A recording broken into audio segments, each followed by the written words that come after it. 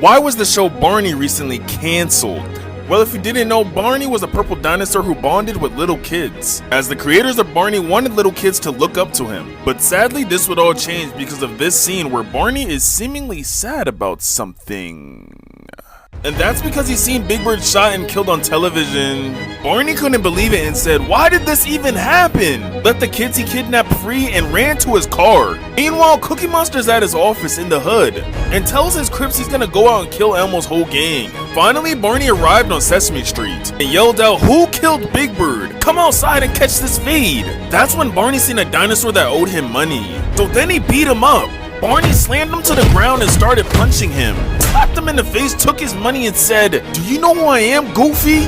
Don't you ever play with my money, and tell your mom I said hi." Meanwhile, Miss Piggy just broke out of jail after getting in a shootout with Kermit and Elmo on the highway. So she reunited with Cookie Monster. Cookie Monster told Miss Piggy, "I know where Elmo's hideout is. It's time to end this once and for all." So Cookie Monster and Miss Piggy pulled up to the hideout, aka the trap house, and busted through the door, aimed his gun and said, "Where's Elmo?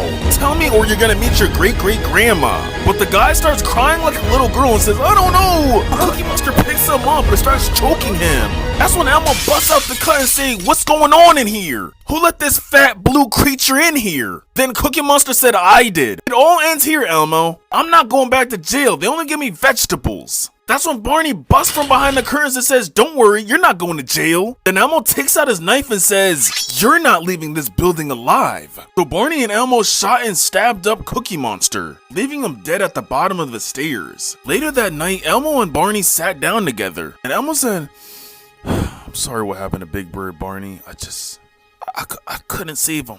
Barney said, "It's alright, Elmo. Now put your hands up."